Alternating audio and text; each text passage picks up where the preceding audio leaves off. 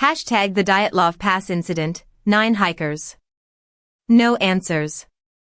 9 people cut open their tent from the inside and ran barefoot into a blizzard at 30 degrees below zero. They left behind their food, their warm clothes, their boots, everything they needed to survive. And not a single one of them ever explained why. In January 1959, a group of 10 young Soviet hikers set out into the northern Ural Mountains. They were students and graduates of the Ural Polytechnic Institute in Sverdlovsk, fit and experienced, led by a 23-year-old engineering student named Igor Dyatlov. Their goal was Otorten Mountain, a Grade 3 expedition, the highest difficulty rating in Soviet hiking. These were not beginners. These were people who had done this before. There were 9 of them on the final trek. Igor Dyatlov, Zinaida Kolmogorova, Rustem Slobodin, Yuri Doroshenko, Yuri Krivonischenko, Nikolai Thibeaux-Brignoles, Ludmila Dubinina, Alexander Kolevatov, and Semyon Zolotaryov, a 37-year-old veteran who had fought in World War II and survived things most people cannot imagine. 9 experienced, prepared, capable people. Against a mountain that the indigenous Mansi people had long called Kolet-Syakal, Dead Mountain.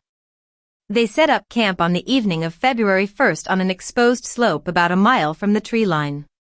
It was not an ideal location. There was forest lower down, shelter, firewood. Experienced hikers would know this. Dyatlov apparently chose the slope to practice camping in harsh conditions, to train. They were planning to push for the summit the next morning. No one knows exactly what happened that night. What investigators found weeks later told a story, but the story had no ending. The tent was discovered on February 26 by a search party, half buried under snow, sagging and torn. But the tears came from inside. Someone had slashed open the canvas with a knife, from the interior, and pushed through. All 9 people had left through that opening or through the entrance. They left behind their food, their stove, their skis, their money, most of their clothing. One investigator found a single shoe near the tent. Just one. The footprints in the snow led down the slope, toward the tree line. There were 9 sets. They were walking, not running. Walking in a group, calmly, or so it appeared, away from their camp in the dark and the cold and the wind. And then the snow deepened, and the prints disappeared. The first 5 bodies were found within a mile of the tent, scattered across the slope. Dyatlov himself was found frozen, one arm raised slightly, his face turned back toward the camp. Kolmogorova was found curled on her side, almost 300 meters further. Slobodin was between them, frost on his face, a hairline fracture in his skull. Doroshenko and Krivonischenko were found together near the tree line, partially undressed, their clothes removed after death. Hypothermia causes a phenomenon called paradoxical undressing, where victims feel a burning heat and tear off their clothing in the final stages. It was noted. It was filed. It explained nothing. The last 4 were not found until May, buried under 4 meters of snow in a ravine beyond the tree line. They had clothing on them from the other victims. Someone had cut garments from the already dead bodies and given them to these 4. That means at least some of them survived long enough to watch their friends die and try to salvage something from what was left. Then the medical examinations came back. Thibeaux-Brignoles had massive skull fractures. Dubinina and Zolotaryov had multiple broken ribs on both sides, ribs crushed inward, damage so severe the forensic examiner compared it to the force of a car accident. There were no external wounds. No bruising on the skin where the bones had broken. Whatever force had done this had done it from the inside out, or from a pressure so enormous it left no mark on the surface. It is not clear how that is possible. It has never been fully explained. And Dubinina. Ludmila Dubinina. Her tongue was missing. Her eyes were missing. Part of her lips. Part of her facial tissue. The Soviet investigators listed it in the report.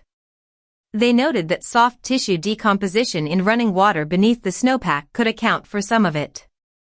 The ravine had a stream. Scavengers were mentioned. It was explained. Technically. But the tongue. Removed cleanly. Gone. 2 of the bodies were found to have low levels of radiation on their clothing. Not lethal. Not even clearly significant. But there. In a mountain range where no nuclear testing was supposed to be happening. The Soviet investigation concluded in May 1959. The official findings stated that the hikers had died as a result of, and I am quoting directly, an unknown compelling force. The case files were classified. Sealed for 25 years. Dyatlov's family was told not to speak about it. The theories never stopped. An avalanche, though no avalanche debris was found and the slope angle was considered too shallow. Infrasound from the terrain causing mass panic. A Soviet military test gone wrong, a secret weapon, a classified experiment. Ball lightning. The Mansi people, who had no history of violence toward outsiders. A fight between the hikers themselves, though nothing in their diaries or the physical evidence supported it. In 2019, Russian investigators formally reopened the case and concluded slab avalanche. A delayed slab, the kind that can break loose hours after camp is set up, silent, with enormous crushing force. It explained some of the injuries.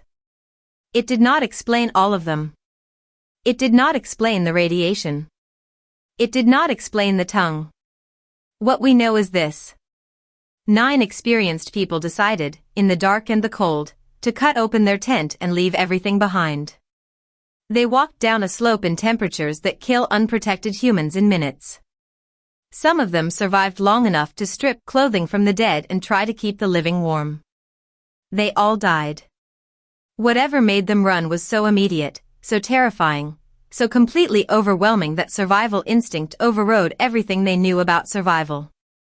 We have their diaries. Their photographs, the last frames developed from a camera found in the tent, showing nothing unusual. We have the tent. We have the bodies. We have 60 years of investigation and speculation and official reports and independent researchers. We have no answers. Whatever happened on that slope on the night of February 1, 1959, died with 9 people in the dark on a mountain named for the dead. The snow covered it. The Soviet state buried it deeper. And the Ural Mountains kept the secret the way mountains always do. Completely. Permanently. Without apology. If stories like this keep you up at night the way they keep me up, subscribe and hit the bell. New videos every week. I'll see you in the next one. Word count, 190 words, estimated read time, 8.5 minutes at 140 WPM.